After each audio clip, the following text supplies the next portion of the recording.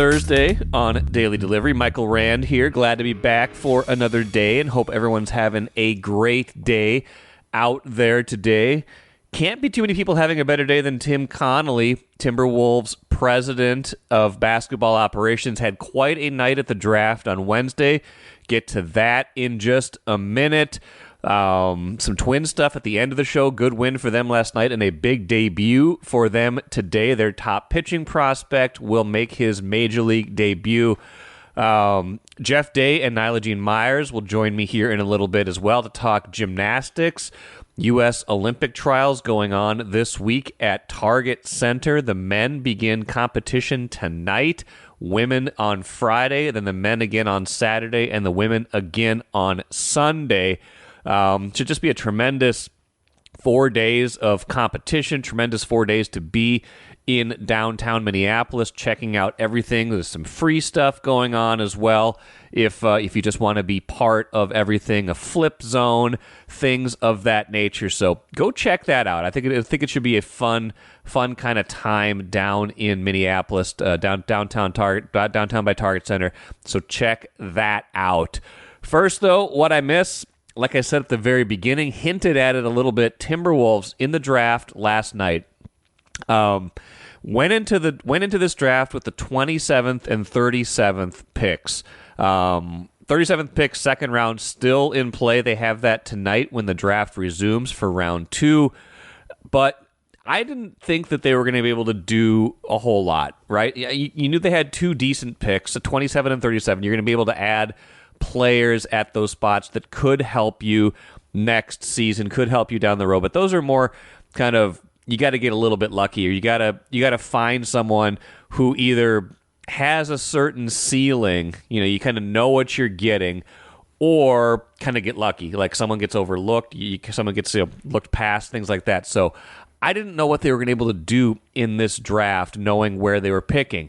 Then they stun is maybe the wrong word, but they surprise a lot of us by moving up into the top 10, trading with San Antonio for the number 8 pick, giving up a 2031 unprotected first-round pick and a 2030 pick swap.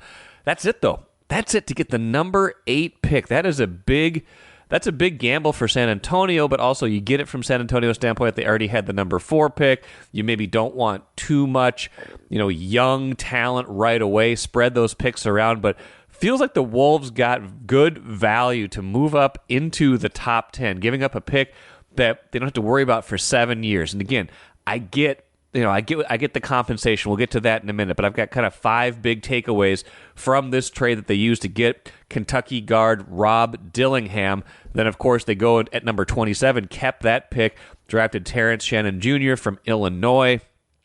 Just a home run of a first round for the Timberwolves. It's a big swing. That's the first thing I want to say. It is a big swing to trade that pick. Obviously, you've already given up a lot of draft compensation from the Rudy Gobert trade, so you don't have your picks in 25, 27, 29, or 31, and you've got a couple pick swaps in there too, 26 and 30, I believe. So 6 of the next 7 drafts, you've either given up your first-round pick or you're going to have the lower of the picks from those 2 teams because they can opt to swap their first-round pick with you. That said, it's not like they're completely bereft of first-round picks. They've got 3 in the next, 6 years, things like that. So they're gonna have some options in there. But this was a big swing to give up kind of that last bit of draft flexibility that they had right there. It's a big deal to kind of go all in on kind of what you have right now, to say, no, we weren't going to touch our rotation guys to get better. This was a big draft capital swing.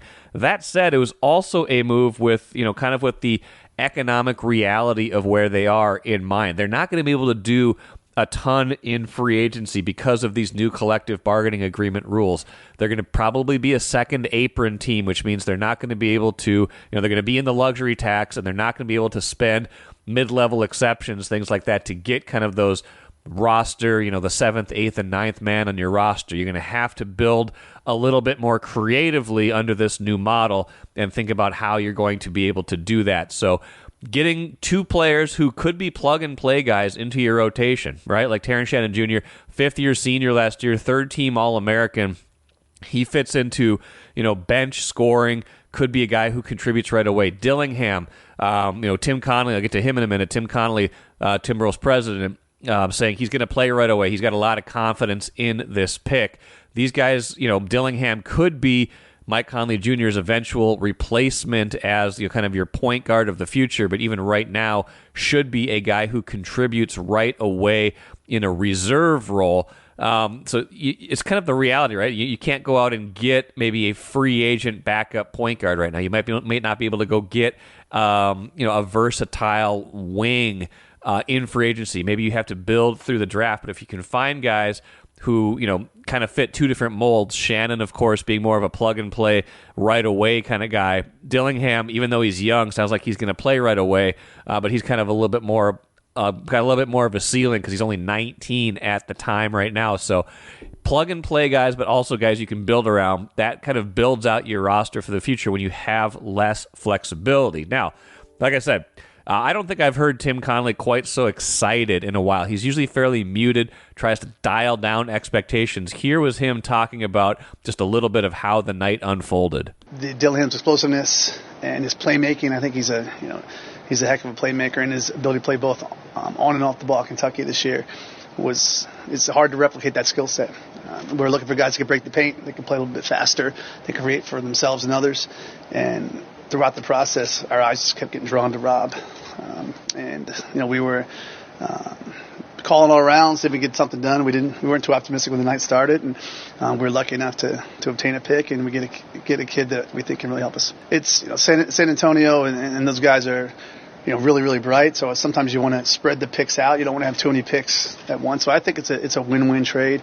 And again, we were trying to address certain things this offseason, certainly bench scoring, ability to create for themselves and others. Finchy talks about all the time breaking the paint, playing in the paint, playing with a bit more pace, and all those attributes are really hallmarks of Robert's game.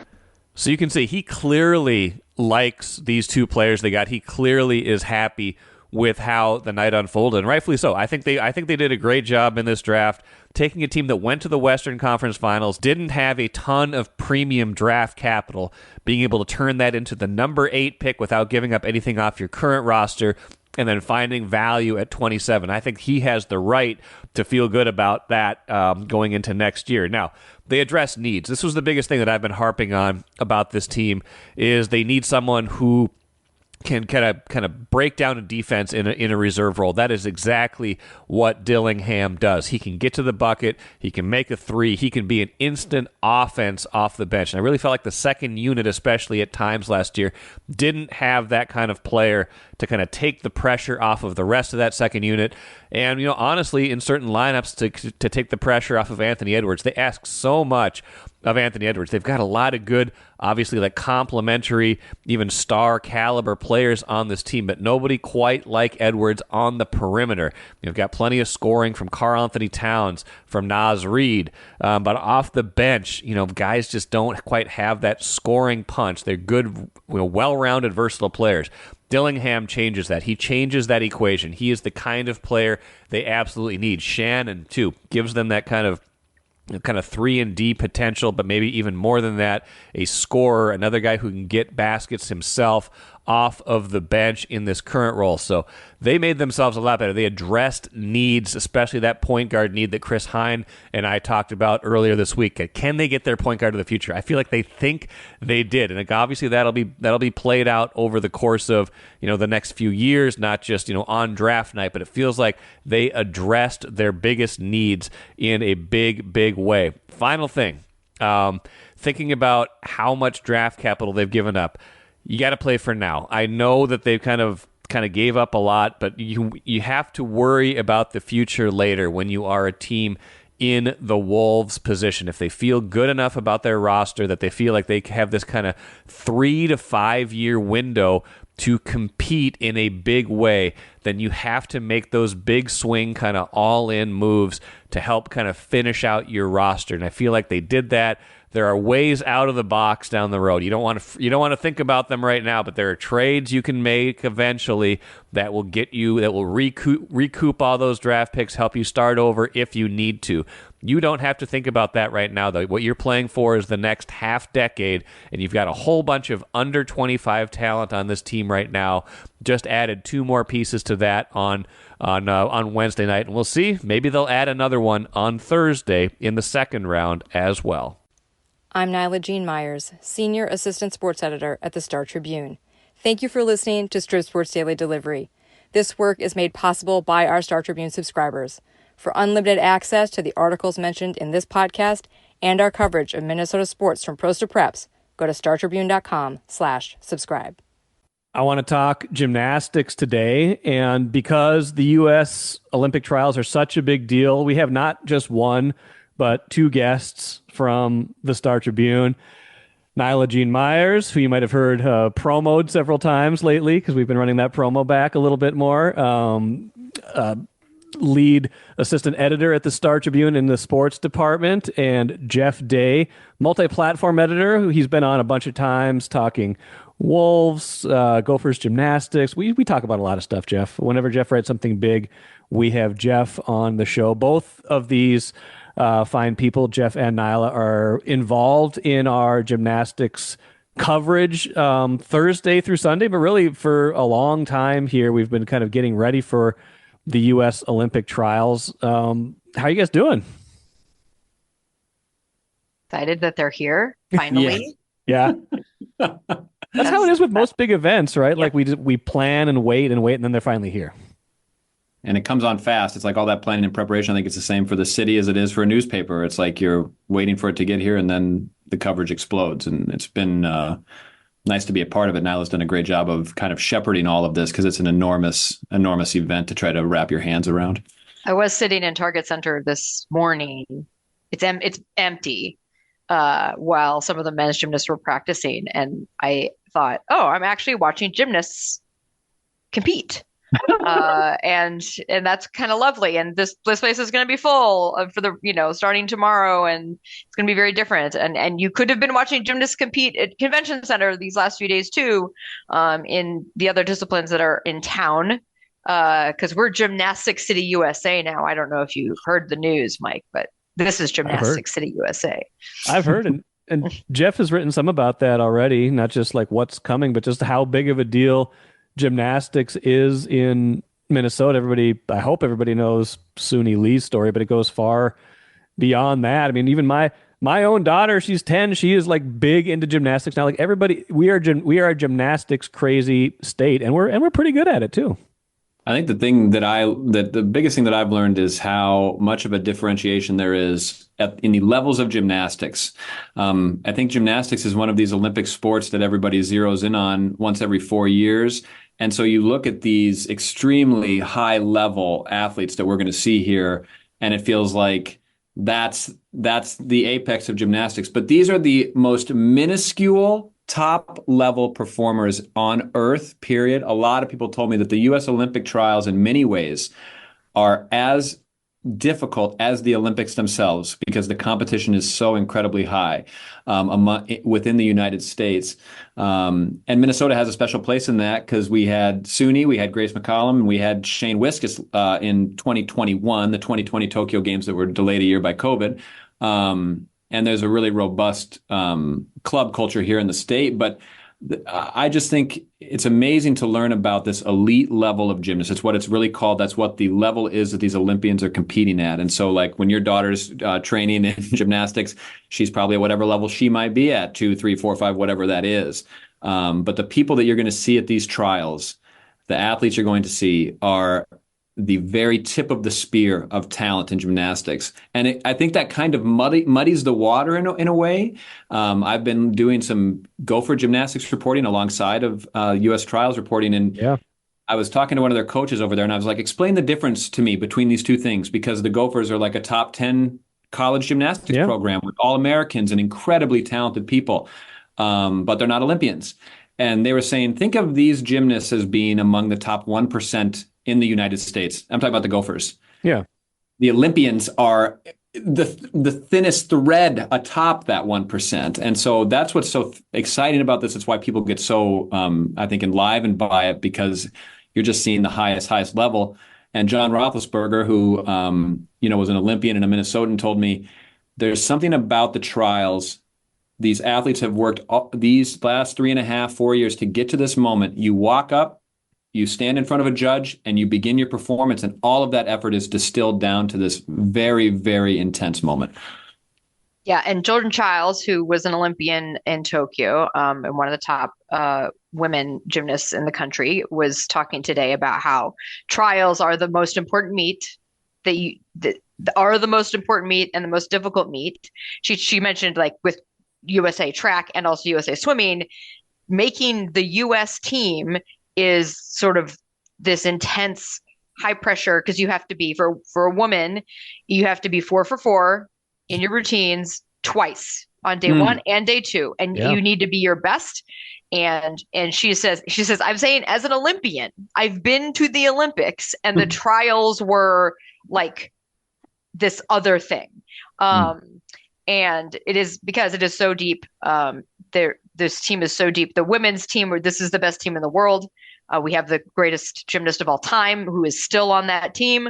Even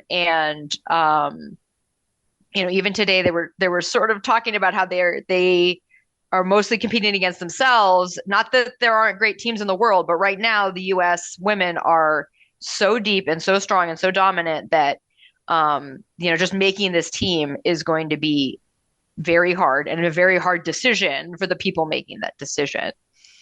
Well, and the point you both just made too, about how it comes down to this 1 or 2 performances, where you get a lot of other sports where you get, basketball, you miss a shot, you're going to get 20 other shots. Like, you fall in gymnastics, even if you've done it the right way 100 times in a row. If you do it wrong in this moment, and that's what makes it so wonderful to watch, because you know what's at stake, but also it puts an intense amount of pressure on these athletes, who are, like Jeff said, like the tip of the very best, and can withstand that. But it's also it's just got to be such a pressure cooker to go through that, and such a wonderful relief and emotional release when you are able to come out on the other side of it. I was over at the convention center on Monday, and just by happenstance ran into a woman who has been with USA Gymnastics for 40 years, and in the last 2 years has been the coordinator for their therapy dog program. Okay. Then they have wellness rooms where they, after athletes compete, because in Minneapolis, what's happening in Minneapolis this week is obviously this very high level of Olympic trials, but what makes it such a unique event is the sprawl of it. The sheer number, 6,000 athletes is what has been reported are coming to this. It's like kind of, it's all ages, so it spans this great wide variety of athletes that are competing at these different levels here. But what she was saying is that pressure can be so high that they like to give athletes a space to, decompress, to find a way to release some of that energy, whether it's anxiety or whether it's excitement, whatever it might be. And I was just thinking about how this is a sport. All sports come with a certain mental pressure. There's no question about that. We see it year in, year out. I can go all the way back to, I remember when Kevin Love, started talking about mental health problems in the NBA, and it was kind of, oh my gosh. But this is a sport that is driven by an intensity and a very high level of expectation and burden on that individual athlete. And so anyway, when I was meeting these dogs and she was talking about it, I was like, they think about this. They think about the space that these athletes are occupying, and that thing that you're talking about. It is truly intense. And the directors of the U.S. women's team, Alicia Quinn and Chelsea Memel, who are both former national team members, we're talking about how their experience, both making an Olympic team and not making an Olympic team, has influenced how they are going to deliver this news, how they're going to handle both the people who do make the team and the people who don't. And, USA Gymnastics also has like mental health, professionals for the people who don't make the team, and because they know the sort of intensity of all of this. And I think and they're talking openly about, how not making the team can affect someone. And so that is very out in the open now. And of course, Simone Biles herself, right, in the Olympics 3 years ago, had a mental health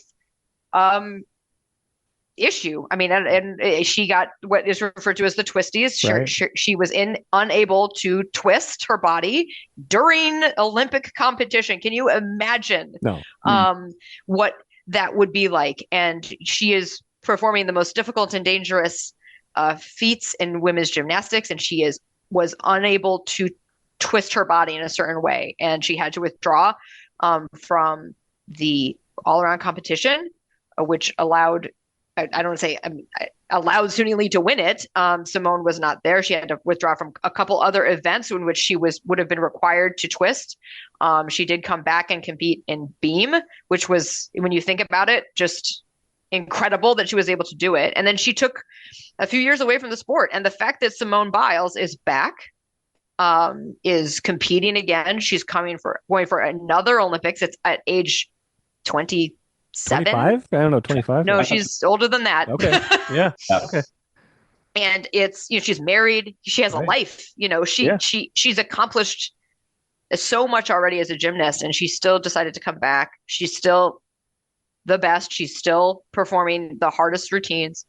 And her coach today was talking about how she is laughing and she is joyful and she is smiling, and that Simone personality is, you can see it again. And that is part of what is really wonderful for fans and for people who are sort of checking back into the Olympics and Olympic sports to see, after the last time we all saw Simone at the Olympics, it was this very difficult time. And I think she taught so much of the world about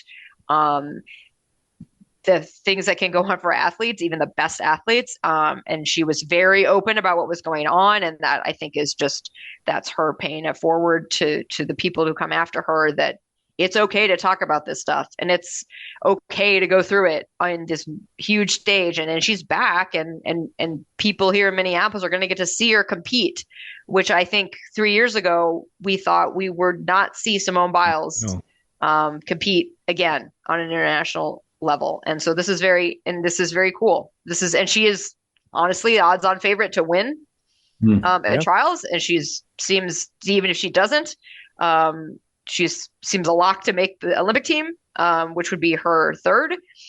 And she will compete for medals again at her age. It's weird to say at her age, but they said today, USA Gymnastics said that basically no matter what happens, because Simone is going for her third Olympics, this will be the oldest U.S. women's national team at the Olympic team ever. Because usually it's a bunch of 18 to 20-year-olds. Yeah. And now Suni is 21.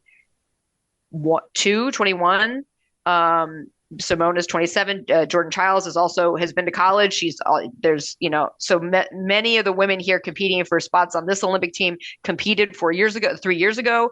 And that's pretty unusual. I remember doing interviews after Suni won her gold medal 3 years ago and talking about how we don't know whether she's going to be able to, whether she's going to defend her title, whether she's going to compete in another Olympics. And this, at 18 years old, it could be the pinnacle of her career. And she's back too, after going through, for her, physical problems. Right.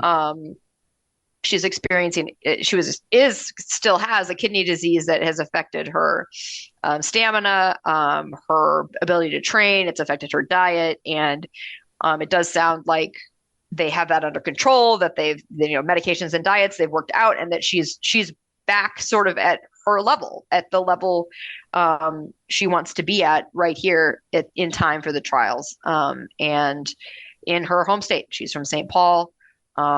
It's very exciting to have two local gymnasts here competing, and she will certainly have the backing of the crowd, and it should be pretty exciting. Lay of the land here. It's the men on Thursday and Saturday, and then the women compete Friday and Sunday. this is the case where all of this will be popular, and there's been stuff going on even earlier in the week, but the women's team is really the marquee event. If you look at the ticket resale market, which is not the end all be all, but if you look at the ticket resale market, the women's tickets are like 5 or 10 times more expensive than the men's tickets. Like this is one of, if not the most like dominant teams you will find in the U.S. Or in any sport really. But all of this is going to be fabulous. But I have to imagine Sunday is kind of like if you have the ability to see anything, and it's expensive, if you have the ability to see anything, Sunday feels like it's kind of the day, right? Well, you know what's interesting about this, Naila, help me with this. I was hearing that one of the interesting things about having this at Target Center is that that this has often been held in larger venues. Is that correct? That this is kind of now I think the last trials it was in Tulsa. Is that correct? But it's been at the Edward. It might have been St. Louis. Well, when was it at the Edward Jones? Edward Jones. That would have been. That's St. Louis, yeah. But I'm saying that's 68,000 people, 67,000. Right. I'm saying it's a football stadium. We're going to look this up. After we record, we're going to look it up. We'll figure this out. Maybe edit this part out. Well, one of the things they were saying this on the call that we had with USA Gymnastics, so we can edit it if you want to, but that this is a uniquely small venue for this particular event. And so I wonder about that a lot when it comes to like ticket resale stuff. But if you want to chop it, you certainly can. No, we're not editing anything. This is gold. But anyway, there's no question that it's the most marquee part of this is going to be, I think, both Friday and Sunday. I think for anybody who wants to just get in and see the women's team, this is an enormous deal. And you're not wrong about this. You're seeing ticket prices like just to get into Target Center for Friday and Sunday, you're in Timberwolves playoff ticket prices. Yeah, whereas you are. if you want to get in and see the trials and see the men, you can do that. That's a much more reasonable buy. And I don't know what that speaks to, if it's just the personality that's driven, if it's something about the nature of women's gymnastics that just is more visible on the national scale. And I don't know, Naila, if you have a take on this, on why that is that the women's team in this sport is so dominant. Well, I mean, you don't have to, it's not rocket science. So, Mary Lou Retton, Simone Biles, going back, Nadia Comaneci, women's gymnastics at the Olympics is possibly the number one event. So, just trickle down to that, and the making of the U.S. women's Olympic team is going to be right below that when it comes to interest. And you add in someone like Simone Biles, and it's the ticket that you want. We were talking a little bit about, we had Taylor Swift come to town for the Eras Tour. We had Caitlin Clark come to town for the Big Ten Women's Basketball Tournament, and to play the Gophers this past year. And like those are a similar thing that we're talking about here. So getting to see Simone Biles. So yes, tickets are expensive, and you hope that a gymnastics crowd would have a lot of kids in it, right? Because, as Mike's daughter is an example that, kids really love gymnastics, and it's a great, participation sport for kids of all ages and genders. And so you'd like to be able to see families and kids, but I don't know how many we're going to see because of the way the ticket prices are. But I will say this, if you want value, going to this men's gymnastics events is a absolute deal right now. One, you can get below $50 for single session tickets. Also, just by math, right? There's 6 rotations in men's gymnastics. There's only 4 in women's. There are 20 gymnasts competing for men and only 16 in women. So you're actually getting more gymnastics for a lower price if you just want to experience it and just go watch the men. And again, the men's team is super young, super deep, lots of college gymnasts, really engaging personalities who people just might not be familiar with because men's gymnastics is just not all that popular. It's not as popular as women's gymnastics. So if it's something you want to experience, but you feel you're priced out of going to see Simone Biles, then you can get tickets in the resale market for the men, pretty in a way that's a little more affordable for families. And there's also the competition on Saturday is in the afternoon as well. It's not late at night. Sunday night's competition is in the evening. Prime It's for time, primetime TV. Yep. They're making the decision on the Olympic team at about 10:30, 11 o'clock at night. I mean, Thank you. So exactly. This journalism problems. So if you want to see gymnastics and have a nice family outing, I think Saturday afternoon, men's event where they will announce the men's Olympic team at 5:00, 5:30 on Saturday. That might be for you. I love the idea of 6 rotations versus 4 and the value in that, because that's how I golf. I think I get more value from hitting more shots. You pay the same greens fees. You might as well take 100, 110 hits at it and just walk more slowly. Just go walk around. Yeah, walk slowly. Take your time. Nobody behind you is going to get mad. But in addition to this, there's also like free stuff. There's all sorts of stuff going on everywhere. Maybe you guys can give the listeners like kind of a summation of, hey, like I'm into this, but I'm kind of more of a casual, but I just kind of want to get swept up in the spectacle of it all. What's in it for that?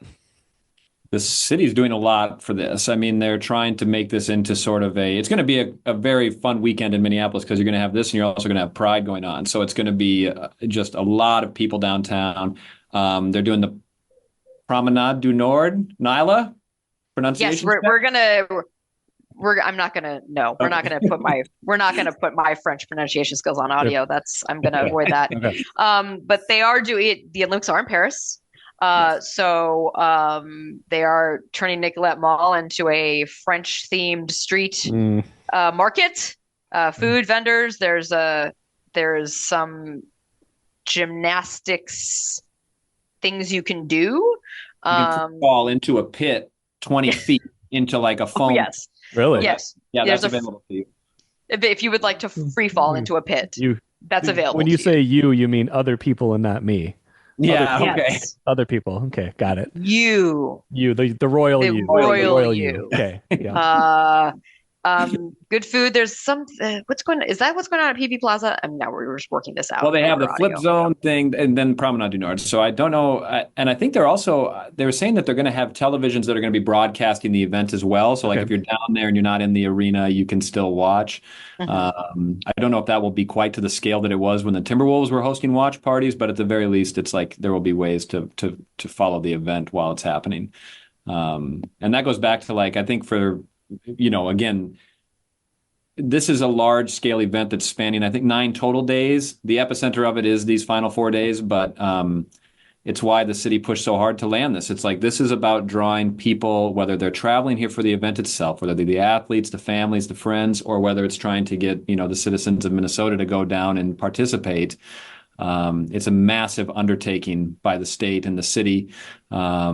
And even, Amy Klobuchar was talking about how she's the Olympic co-chair in the United States Senate. It's like all of this stuff matters. They think it's a way to, again, continue this little streak that I think, Minneapolis has been on since, what do we go back to? Maybe that Final Four Super Bowl combo. Final Four was what, 2019? Men's Final Four? Yeah. So where they've just been trying to showcase that they can host and put on these events. And this is a much larger magnitude of just scale. Number of days, number of athletes. And I think the attention, when you guys were talking about Simone Biles, my brain, I can't help it. I just can't help but think about who is like her. She's just one of these athletes where my mind went to people like Roger Federer, Serena Williams, or I don't know, I was thinking about just national iconic people who have dominated their sport for so long. It's like Tom Brady or something, where she's doing something that we haven't seen before at this age. And at this level, it just makes for such a phenomenal, phenomenal story. Yeah, it By does. the way, I did look it up. The trials in St. Louis were at the Dome, formerly known as the Edward Jones Dome. So Jeff was correct. No edits required. Did they like cap things? Like you can't see gymnastics from like the corners. No, yeah. Like they must have like kind of done what they do when they have like a Final Four. Put the tarps up or whatever. But you can probably still fit 25 or 30,000 in there as opposed to a Target Center where you can hold 18 or 20. I'm just saying, when I saw the resale prices for this, I just was kind of blown away. I mean, the demand is clearly extremely high.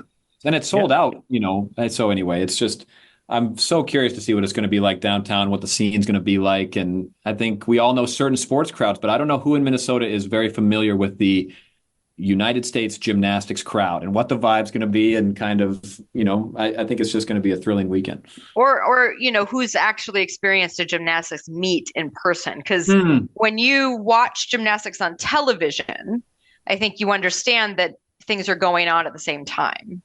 But when you are actually watching a meet in person, this idea that all of these things are happening at the same time, there's someone over here on the beam, and there's someone over here on the floor, and there's someone on the vault, that's, you have to, it's like, where do I look? Where do I look? So it is an interesting experience, to not see it on television, to sort of actually be there and see something like this going on. It's it's kind of like a track meet, right? So there's people running around the track, then there's people throwing a shot put, there's there's long jumping going on, and all these things going on, and that's gonna be that's gonna be fun for people they haven't experienced before. And if you think about how long Simone Biles has been in our lives, you can have people who've been her fans since they were kids who are now teenagers. Or who were teenagers when she first came on the scene, who are now adults who might have young children of their own. So we don't usually have gymnasts stick around for this long to have this fans of so many of actually having fans in different generations, or fans that have kind of grew up with her. So that's going to be really interesting for me to see as well, because again, usually with gymnasts, we don't get to spend as much time with them. We don't have them we don't get to watch them compete for as long as we've gotten to watch her. So that's going to be really interesting to see. I have not seen her compete in person before, so I'm going to get to do that. I'm very excited about it. So it's exciting. Anyway, I just used the word exciting four times in one sentence. That's exciting. I was learning, Rand, that the other thing that fans should be aware of is that, as opposed to, say, like the swimming or the track and field trials, they are going to select a team at the end of this. So this isn't strictly a score-based thing where you can just watch the event unfurl and say, okay, this person got this score, this person got this score, this is the team. Yep. The way that they related it was like the United States men's basketball team. You have to build a roster that can go and compete in this, vastly different way than just who is the in each at an all-around level. Yes, only the winner of both the men's and the women's events are automatically good points in the Olympics. And even the man, if he's not, there's some weird restriction on, if you win, you actually have to be top three in a certain number of apparatus to get the automatic spot. So there's going to be, the teams are 5 athletes each. The winner of trials, that's a combination of scores for the 2 days of competition, is automatically on that team. And then they select the next 4. And so they are taking in your trials performance along with your other performances of recent meets. For the men, for both men and women, the U.S. championships were a few weeks ago, so that's a big one, but also other recent competitions. And they're also looking at your scoring potential. So like the difficulty of your routines and how they compare to others on your own team, and how they compare internationally to other teams, to see whether this is the right puzzle. One of the sports directors used the word puzzle to like put the best performing team on the mat, in Paris. So particularly on the men's side, they're looking at difficulty scores, how they can close the gap between the U.S. team and the best teams in the world, which are China, Japan, Great Britain. For the women's team, there's a little less comparison to other teams because we have the best team and Russia is not a player right now. But also just potential to win individual, again, constructing the best team, the highest scoring team, but also potential for the individuals on that team to win medals of their own. And, even Suni Lee's coach talked about how they're focusing on beam and bars, her 2 best events, and doing great at those, and just like really excelling those 2, and then like being solid on the other 2 so that she can demonstrate that she's got the all around skills to be part of that team, but also to medal in these 2 events. So, so it's an interesting, it's not just what happens this weekend in Minneapolis. It's other things. It's other things are in play by a committee, but they only have something like 20 minutes after competition ends to submit the names for the teams, which is, sort of wild to think about. But they do have a formula. They do have a computer program that's helping them. They obviously have been keeping notes and keeping track and updating. They have been working on this for weeks now. But they were both, the sporting directors on both sides were like, "Yep, 20 minutes." And can you think I got 20 minutes to decide who the Olympic team is, and it almost feels like Survivor or some sort of like game show element there. Just let AI do it. The AI can do it. Well, okay. Yeah. Well, everything that happens, we will have it covered. Naila, you are like spearheading the coverage. I've imagined it's going to be 4 intense days for us too, but I'm sure you're in a way, events like this just kind of bring out the best in what we do at the Star Tribune, but also they produce this kind of adrenaline. The big events are fun like this. Yeah, they're just fun. That's the baseline of it. They're fun, and to be part of them and to get to witness them, you have to remember that they're long days. They're many days in a row, and it might feel pretty intense when we're in it. Not to compare what we're doing to what the athletes are doing, because it's not the same. But I'm grateful. I appreciate the opportunity to have this here and to be able to sit in the Target Center and watch these athletes compete for a spot in the Olympics. Should be great. Jeff Day, Naila Meyers, appreciate it. Hope everybody enjoyed that. Go check it out if you get a chance, and we'll talk to you guys later. Thanks, Mike. Thank you. Great stuff from Naila and Jeff. Appreciate both of them joining me. A little interesting. We don't usually do that. We don't usually have 2 guests at the same time, but I thought that was a good rapport. It was a good kind of mix there. Both of them brought different perspectives, so I hope you appreciated that and are excited for gymnastics down at Target Center. 4 straight days. This is a huge deal. Like we talked about, this is a huge deal. These will be the Olympians. You will be watching Olympians who will be competing next month in Paris. At Target Center in just a few weeks later, they'll be in Paris. So a big deal. Go downtown, be a part of it, check it out, even if you're not inside Target Center, and experience what this is all about. Speaking of experiencing what this is all about, let us finish with the cooler. David Festa from the Twins making his Major League debut today against the Diamondbacks in Arizona. They have decided to call up their top pitching prospect to replace Chris Paddock's turn in the rotation. We will see how Festa does. This is a big deal for them because this is a guy who they've been, drafted, developed. They need to have some of these guys hit. They've had a lot of, draft and develop guys that have developed arm troubles, that have kind of stalled out at a certain point in the minor leagues. Derek Falvey came to the Twins 8 years ago almost with the reputation for having this pitching program. They've acquired good pitchers during that time. They've built out good rotations, but mostly they've done that with trades and, sometimes free agency, but mostly trades. Joe Ryan came over in a trade. I know they've developed him in the last few years. Pablo Lopez came over in a trade.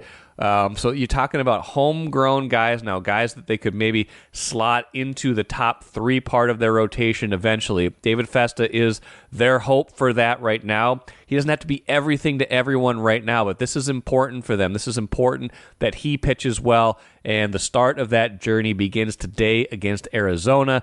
Coming off a good win, by the way, 8-3 yesterday. They pounded out a bunch of hits. A lot of guys contributed, kind of felt good about themselves after maybe a frustrating loss the day before, the 5-4 loss, a bunch of frustrating losses lately, a bunch of one-run losses. So we will see if they can keep the bats going, give Festa some help today, and try to make him feel comfortable in that debut.